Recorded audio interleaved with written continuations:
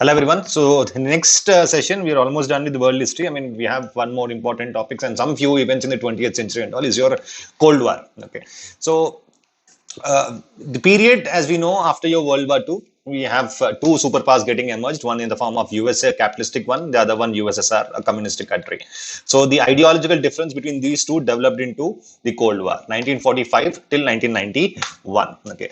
Now a sequence of events after your World War II, 1939 to 45, led to the disintegration till the disintegration of USSR in 1991. USSR disintegration in 1991. Okay, the fall of communism, you can say, the fall of communism.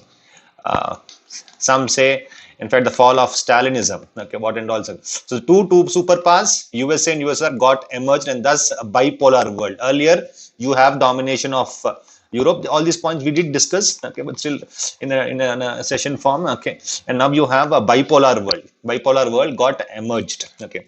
Both competed for hegemony in terms of economy, science and technology, military aspects, polity, acquiring of territories, or I mean, it's not like colonial state of policy. It's like having a control, okay, over those satellite states, over those satellite states and all. So a fight for hegemony developed. Okay, and finally, US emerged as the victorious. US emerged as the hegemony. Okay, so 20th century, if you see, it can be divided into three distinct phases. The first phase from 1900 to 1945, where we have witnessed the two wars, the World War One and World War Two. Okay, one you have from 14 till 19, then 2 39 till 45. Okay, the first phase. The second phase, that is from 45 till 1991, where you have dissolution of Soviet Union, USSR got disintegrated, and also the period of Cold War, the second phase. Third phase, that is you have from 1991 till 21st century,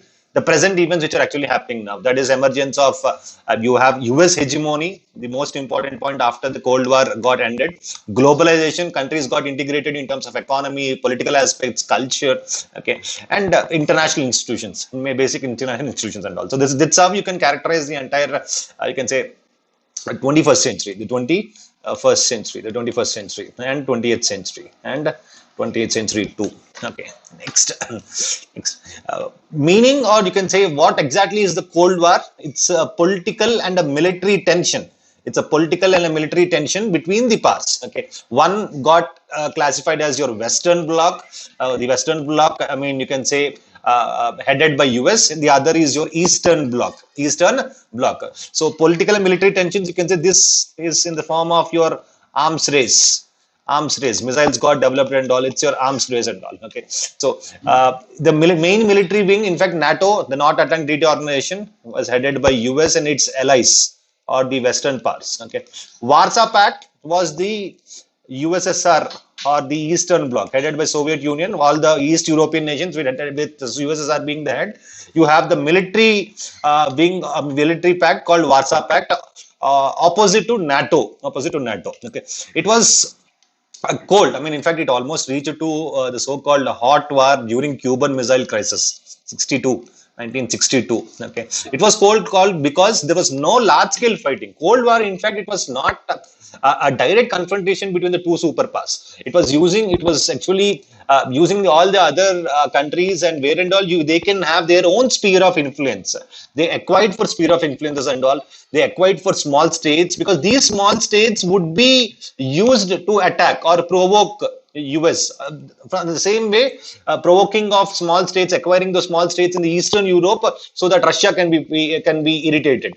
Okay, and these smaller powers also, the smaller countries also, they also got joined because they need money for economical aid, for military aid, for support system. That's how the relationship between US and the smaller countries and all, the relationship between USSR and satellite states got developed. So everywhere you have the sphere of influence of the major superpowers getting developed. Okay, two major wars. I mean, Korean War 50 to 53.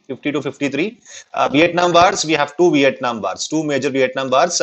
Again, you have the division between North and South. The same even applied to North Korea and South Korea. Though Vietnam got united, both the northern part and southern part got divided, but still Korea is still, even till today, you have it as undivided. Okay.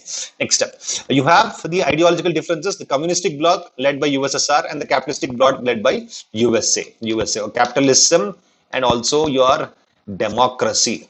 Democracy, you can say. Okay, Europe, you can say again the major area of influence of where it got extended is Europe, and Europe, because of that, Europe got divided again into two blocks: the Eastern Europe, the Eastern bloc of Europe, which is supported or which is aided by USSR, pro-communist; the Western Europe, supported by the USA countries and all, pro-capitalistic and democratic. It was neither a direct confrontation nor did peace exist. There was always, you can say, even when it comes to the case of India, you can say Kashmir is also a pawn in the hands of both US and USSR. Afghanistan, invasion of Afghanistan was also, an act of a Cold War event and all. So Asia, you have Africa, you have mostly, you can say, Europe.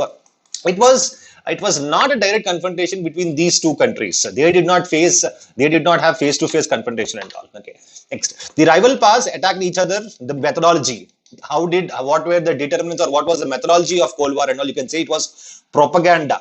Via propaganda, that communism would, you can say, spread through the entire countries and all. Communism would wipe out all the most, and you can say. On the other hand, you have communist countries and all saying that the rich becomes richer and the poor becomes poorer concept. You have more divide of rich and poor in capitalistic countries and all. But communist states and all, you have the principle of equality. Okay.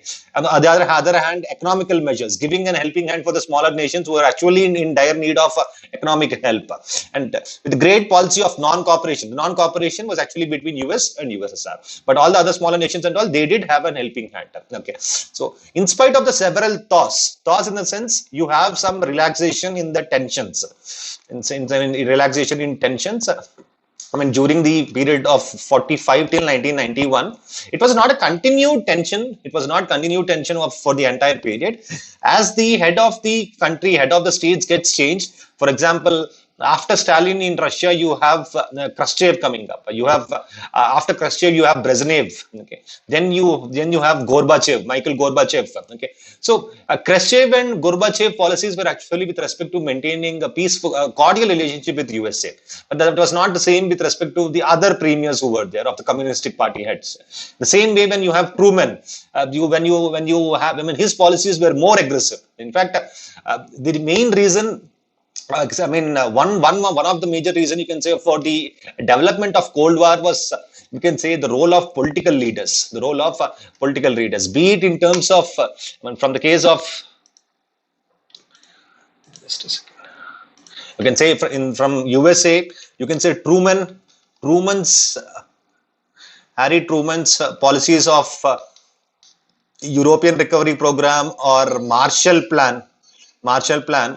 They say that all these were, the later government documents and all, they reveal that though it was intended to development of the Eastern European nations, but in reality, Truman did aspire to contain communism. His main policy was actually to contain communism and thus to weaken up the USSR. Many historians actually blame Stalin for the kind of, you can say, for the tense relationship between US and USSR. But to an extent, true, the kind of policies what Stalin did, you can say, Stalin's expansion of communism to other states and all, that was the major reason accepted. But there were many other documents also which said that Stalin only wanted to spread communism only within, you can say, only among the USSR satellite states. He did not want communism to get spread in the entire world. That's how some historians say and all. Okay, but some say the NATO development. On contrary, you have a Marshall Plan. So US has to be blamed. Okay, some say USSR has to be blamed, but the modern view, you can say, both are to be responsible. Both the countries, USA and USSR, are to be made responsible. So, in spite of the several thaws, that is, in spite of relaxation of the tensions between, the so-called tensions continued till 1991, that is, till the disintegration of USSR happened. Okay, and all the international developments after 1945, most of the international events, for example, Cuban Missile Crisis, the Korean War, the invasion of Afghanistan, Vietnam War, the Suez Canal crisis, okay, the arms race, the nuclear, the kind of nuclear treaties, for example, non-proliferation treaty. You have nuclear suppliers group, NSG, Australian group, Webinar agreement, different nuclear agreements and all. You can say with respect to Hungarian crisis, 1956. Okay, all the major events entirely got influenced because of the kind of confrontation between US and USSR. It happened during this particular phase of Cold War. Okay, they all follow. They took shape under the shadow of Cold War. Okay. Next, major reasons as we come for the causes. So, for mains answer type and all, it's difference of principle. That is difference of ideology. As I said, the ideology played the major role. One communistic, the other capitalistic or the liberal democratic states and all. And the first, you can say, ever since, you can say, after the Russian Revolution in 1917, you can say Russia became the first communistic state, and that was seen, not in a very optimistic manner by the other countries and all. It was always with suspicion that most capitalistic states viewed it upon. Okay, and the major suspicion or mistake was actually that communism would spread to the other entire world, the other countries and all. Okay, so you have capitalistic states, UN, Britain, France. They in fact sending troops. If you could remember the polar bear expedition and all. Okay, they after the World War I, they have sent troops to Russia in 1918 to help the anti-communism and all. Okay, though communism won the civil war, but Stalin, who came to power in 29, he convinced that there would be one more attempt. There would be definitely one more attempt by the capitalistic countries or Western powers to destroy communism, and that was the major reason. In fact, the mysteries also got developed. For example, Truman, he did not disclose the idea of atomic bomb. Russia felt that it would gain some territories after the World War II has been happened after Japan's surrender. The islands like Sakhalin or the other islands it thought of it taking over. It did not happen in reality. So the mysteries got developed between the Western powers and Russia, though Russia was on the Allied side. Okay, the German invasion of Russia in 1941 proved him right. That is, the Western powers, you can say the Nazi ideology as well as the fascist ideology they were against communism. Though Russia and Germany, they went for a secret pact, for a non-aggression pact, but still the main intention, or the ideology of Nazis was they were against communism. Okay, so the next reason you can say, after the ideology, Stalin's foreign policy. As I said, the three views, the traditional view, then you have the modern, you can say, US being blamed, US has to be responsible. The third view, the modernist view, both are to be blamed. Stalin's foreign policy, definitely yes. You can say, after Germany got collapsed, after the disarmament of Germany and all, he occupied as much as possible German territory and also the entire East European nations and all. He acquired land from countries like Finland, Poland, Romania and all. Okay, so the West started believing that Stalin's main aim is to occupy these territories was to spread communism and all. Okay, so you can see the entire policy. He was industries and all fine, but okay. These are capitalism versus communism. You have a topic, in fact, in your ideologies, the political ideologies. You have communism, the socialism, the capitalism, and all. But okay, free market economy. You can say, the wealth of nations. One important person, Adam Smith, the propounder of, you can say, capital Smith. You can say communism. You can say it's state controlled. In fact, in communism, they aspire, as per Marx theory, it's for a stateless society. The state will be controlled, state would be there controlling everything in a socialism, in a socialistic state. But socialism will lead to a communistic state. Okay, so with the state also wiping out, and the power would be in the hands of the workers. That is, proletariats. Okay, that's how it has been. Communist Marx has he gave his philosophy. Thomas Hobbes, all Paul Science. You can say Thomas Hobbes, a great proponent of again capitalism and all. If you see even Adam Smith's theory, you can see he said about something called the invincible hand. Okay, invincible hand in the market. Which will automatically determine the prices. The supply and demand both will be determined as per what requirements the market wants, and that is called as your invincible hand. Invincible hand. Okay, so who determines the price? People. Again, supply, people, the demand, people. But here you have everything being controlled by the government. It is state. Okay, and this word, the class struggle, haves and have nots, the government regulation and all. In fact, it was he openly mentioned about, you can say, the class struggle, that is between people who have not. These proletariats, they have to wage a war, that is violent means, and that's how they have to overthrow the bourgeois class and all. Okay, so it is going to be a working class revolution. Okay, even communism has got changed. I mean, you can say Lenin's communism is different. Stalin's communism has got different. When it goes to Mao, it got changed into Maoism. Okay, that's how you have Mao. Mao openly tells that the power flows from the barrel of the gun. Violence is must. Okay, next one. Okay, third reason. I mean, you can say clashes of interest of classes. I mean, the communism, they actually, I mean, they wanted, you can say, private wealth being ended. But in capitalism, it's free. I mean, see, you can see democracy and capitalism will always go hand in hand. Democracy and capitalism, they go hand in hand. Okay, you have free market here. Okay, you have skill. The one reason why US is master in terms of economy, you can say, why it got developed, is because any talent, any skill, any new innovation, and all, that actually have, I mean, they are more prosperous in a free market area, which is capitalism and all. But in a communism, you will not have innovation, you will not have major discoveries. Okay, you will not have a free hand to do what you want. Only when you have free hand, only when you are not restricted, that's I mean, then only you can see development happening. That applies even for countries, that applies even to real life too. Okay, that's what they say. They say that is what we even envisioned in our polity, in our constitution. It is liberty, which means having freedom without restrictions, without any restrictions. And this is important. Liberty is must for the fullest development of the individual, for the fullest development of an individual. Okay, and this was possible. This was already successful in a democratic countries and all. In China, you had many times a lot of clashes.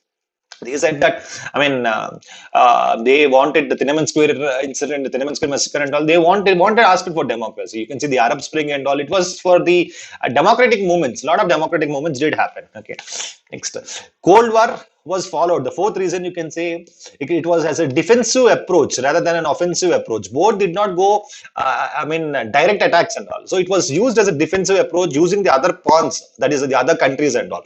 The major intention is to preserve one's own political system, okay, and you can say it was the other's political system would not impact these and all. The two powers, they tried to create as many as buffer states. Okay, wordings are important. If you could remember the words and all, you could write up the answer and all. So these buffer states, or you can say these spheres of influence, both the countries, both the superpowers, they try to develop. Okay, fifth reason, you can say UN did get failed. I mean, UN was successful. Last session, we did see about the success of UN and all. But UN was, I mean, it was not successful in controlling, you can say, the tensions between these two superpowers, US and USSR and all. Lack of confidence of the major, they did not believe. Both you, I mean, you can say, US, neither US nor USSR, they believed in United Nations to provide a solution, because it might be because of League of Nations already in an international institute getting failed. Okay, next, lack of impartiality in functioning of UN, lack of powers available. Okay, and all these, and more importantly, both are veto countries, both are P5 members. Okay, so it was controlled to an extent, we can say. Okay, next. You can say, I mean, there is a wonderful document, you can say, the creation of United Nations and the start of Cold War. Both started. In fact, UN creation, it's 1945, Washington DC headquarters. The Cold War starting also was in 1945. That's how you can link it. Okay. Next, sixth reason, you can say role of leaders. Very important. Okay. When Roosevelt was the president, I mean, until you can say you have Eisenhower, you have Truman, Eisenhower. Same when you see, US was actually when you have Roosevelt, he was trusting Stalin to an extent. He was more inclined to trust Stalin. But Britain actually was not on the other sections. Britain was very, cautious about how would USSR would react. Okay, so and that was the reason why Roosevelt. You can see even from Lend-Lease and all, Lend-Lease Act also, right, US gave weapons to Russia. Okay, when he gave arms, raw material, food supplies, that is under your Lend-Lease Act, 1941. 1941. Okay. But after his death in 45, you can say the things got changed. The tense relations got slowly developed. Okay, and one reason you can say the other presidents of USA, they changed their mindset is because of Stalin's intention also got changed.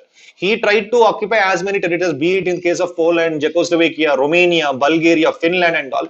He wanted to occupy as many territories, and most of the East European states and all. And the fear of these presidents and all was the main intention of occupation of territories would be definitely to spread out the communism. Okay, so you can say the meeting, the famous meeting, Yalta Conference. Okay, next, this alarmed the Western powers, and President Truman, he was completely suspicious of Stalin's motive. Truman was entirely suspicious of Stalin's motive. It did not even work out with these two people. After US, you can say after Roosevelt, Truman, Harry Truman.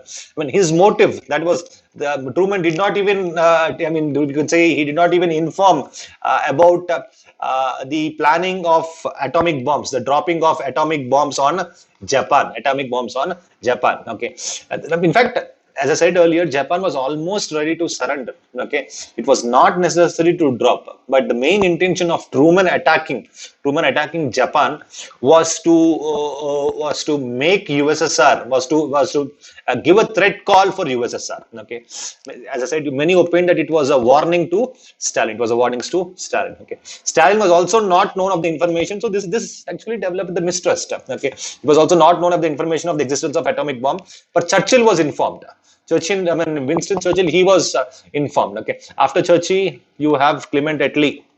Okay, the Prime Minister when India got independence. Okay, Stalin's request that Russia should get a share in the occupation of Japan. That is because Russia lost some territory after the Russo-Japan War in 1905. Okay, so Russia was expecting some territory, but that was rejected. Okay, finally, you can say you have two unequal powers. West had the atom bomb, USSR did not have. So this developed later during the Cold War's event, that is your arms race. Arms race got developed. Okay, Stalin was also suspicious of USA and Britain during the Second World because they delayed the invasion of France. They did not even open up the Western Front for many years when Germany was attacking. Germany was continuously attacking on the Eastern Front. It kept on asking to open the other side, the Western Front and all, but it was delayed. It did not even open till 1943. You can say. Okay. Next one. So Stalin argued that peaceful coexistence. You can say the peaceful coexistence. In fact, when you have Nikita Khrushchev, his speech of peaceful coexistence was actually very famous. During that time, they developed some thought. During this period, they developed some thought. Okay, Stalin's death, 1953. After that, you have Nikita Khrushchev. After that, you have some thoughts getting developed. Okay, peaceful coexistence with the West is impossible until a final victory over capitalism. This statement provoked. This statement actually provoked. And then you have Churchill's statement also being given, where you have the famous slogan, or you can say famous dialogue. You can say Iron Curtain got established now because of the provocating statement made by Stalin that you can have only peace when you have a victory over capitalism. So, you can say in opposite, you have Churchill's statement also. With that, you have Iron Curtain getting started. Okay, Truman Doctrine also, the main reason, Harry Truman, he was also responsible. You can say for the major, because his policies like Marshall Plan, European Recreation Program, you can say NATO, okay. All these plans are also were incited to attack USSR. Okay. Domino effect. This was, you can say, one after you have Eisenhower. okay, US president, okay, he feared that, you can say seventh reason, he feared that if one country got affected by communism, the domino effect and all, the other country would automatically fall. The other countries would automatically fall. That is called your domino effect. One country getting affected, automatically all the other countries would fall into the line of communism. That's what the figure of Eisenhower. So communism was a threat to the governments of capitalistic countries. The leaders of these countries, they feared communism, and especially when you have political instability, communist ideology would always be a leaning. Okay, so Eisenhower, he feared out the domino effect. After Truman, you will have Eisenhower in US. Okay, where if one country was allowed to become communist, automatically the neighboring countries also would follow the suit. This is the domino effect.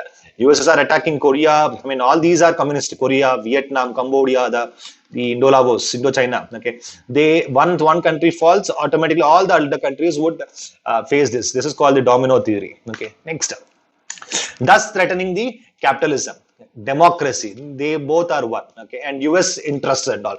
So it was this fear of domino effect. US in participation in Vietnam War was the major reason. US supporting, you can say, Vietnam. That time you have North and South Vietnam.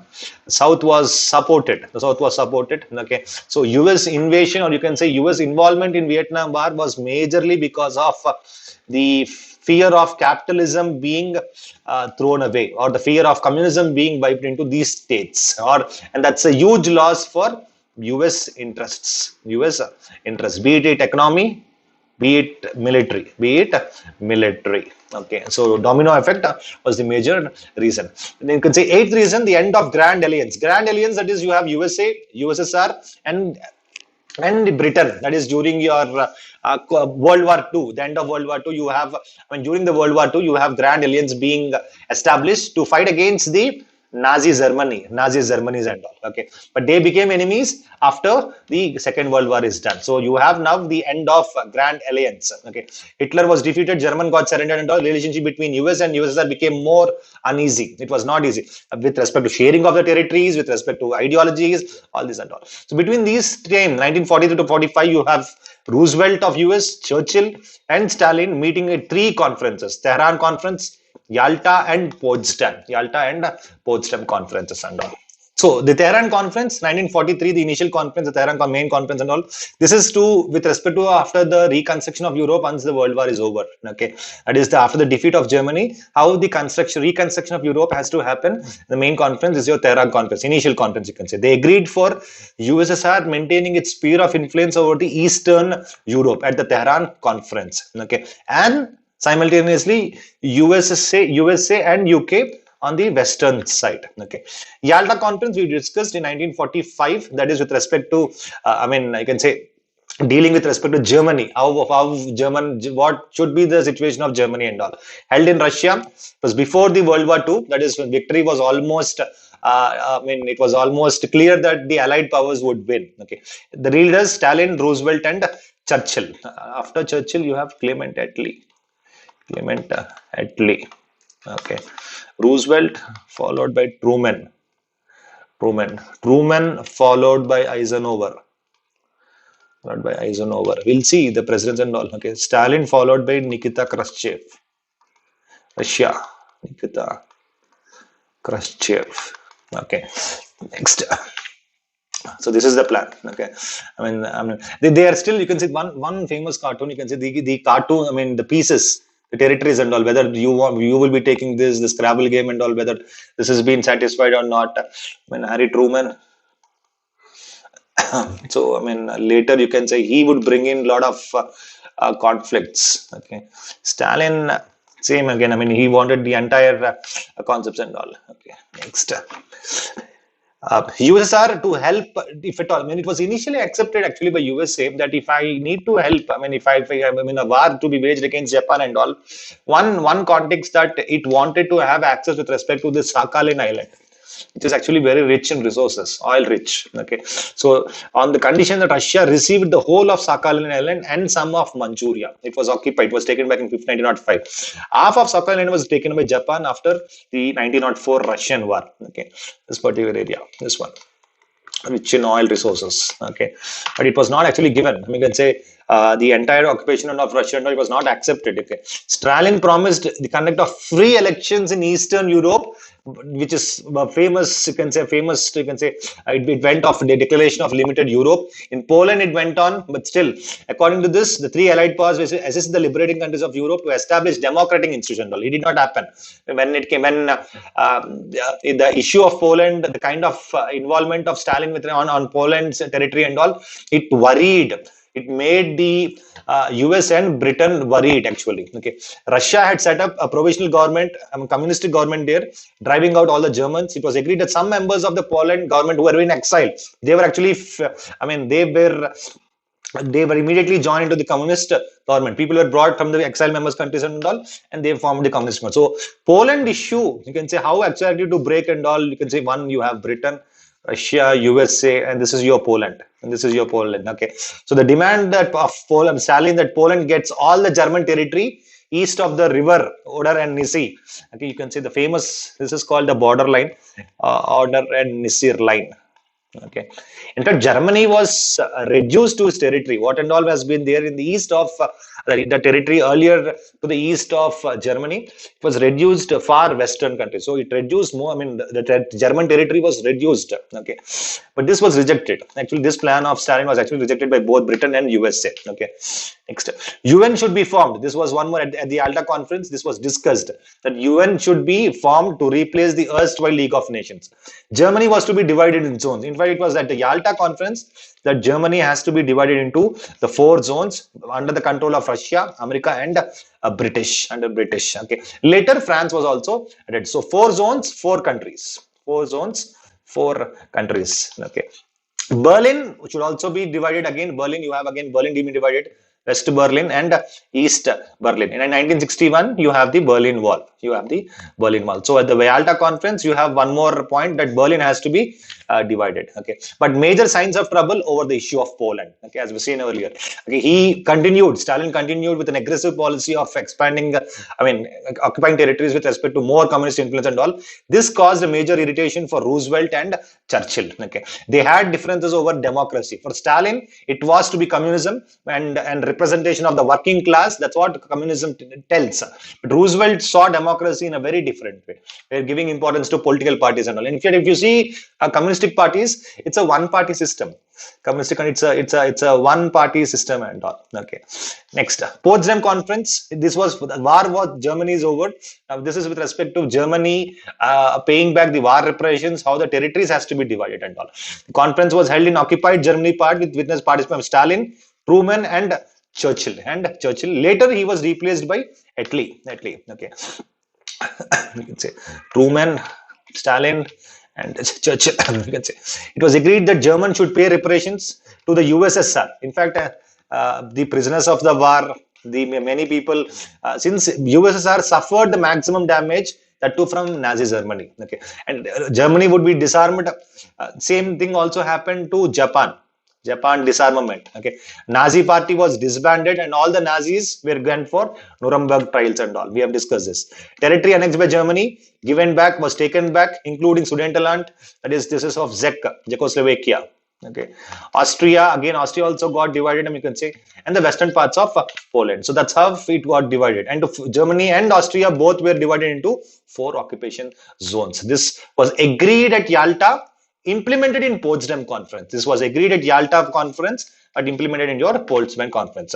Odyssean line, as I said, the division line, in fact, which reduced the border, which reduced the territory area. Okay, it was a temporary, but at the Treaty of Final Settlement with respect to Germany in 1990, and gave a proper standing with respect to the boundary of Germany. Okay, so you can say size of Germany was reduced to 3/4 of what was done in 1937.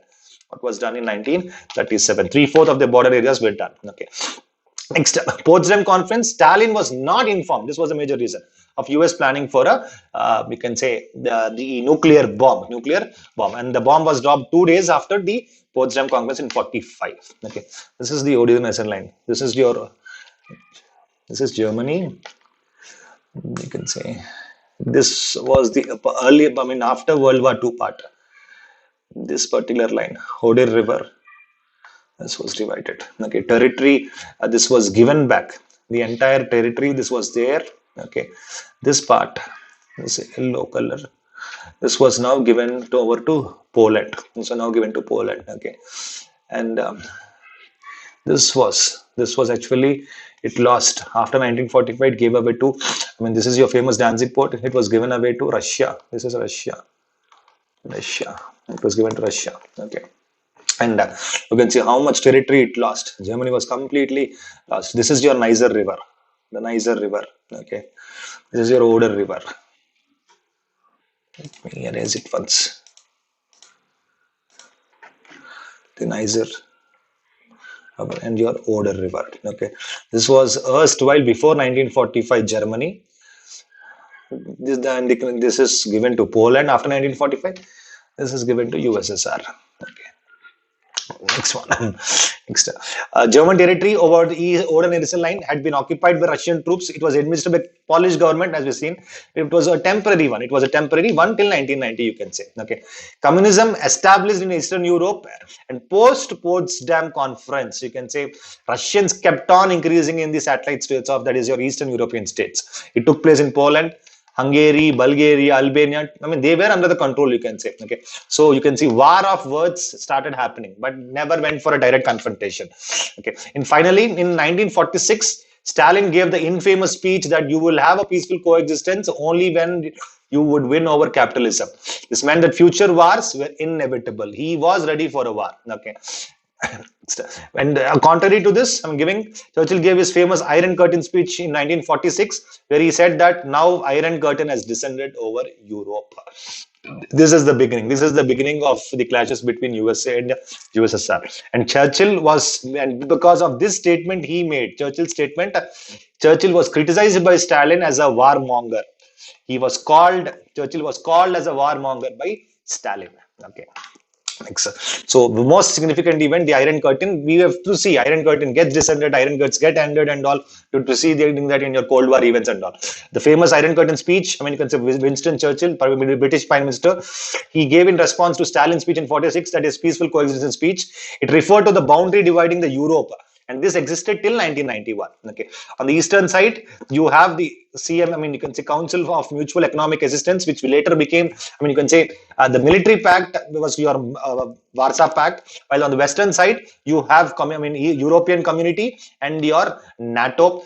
Berlin Wall became one of the symbols and important event of your Iron Curtain. Iron Curtain has descended. It had started, now it has descended after Berlin Wall construction. All these events we have to see. And finally, non-interaction between these two states, be it in terms of economy, be it in terms of trade, political relation. Political, obviously, it will not. You have democracy, you have communism there. People to people contact was stopped. Okay. So finally, the only democratic state that is in Eastern Europe, Czechoslovakia, when it also became communist, the Iron Curtain became firm. It became confirmed that yes, now we have to take actions with respect to stopping of this communism being spread.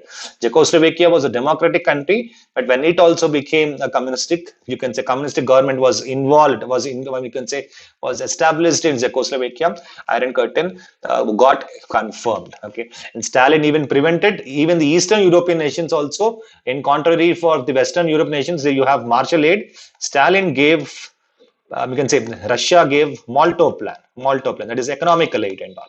Okay, he in fact even stopped Czechoslovakia from acquiring Marshall plan or the European Recovery Program of Truman. He stopped Czechoslovakia from acquiring it. Okay, further events like Western Berlin blockade 1948 and Berlin Wall construction, they are the significant events or examples of how the Iron Curtain got established in Europe. And when the Iron Curtain finally fell with the collapse of Soviet Union, that is end of Cold War in 1991. All these events, the Berlin blockade, the Berlin airlift, Berlin Wall construction, a Cuban Missile Crisis, nuclear armament, we have to see in the events of Cold War. In the next sessions and all, we'll be seeing over it. Thank you.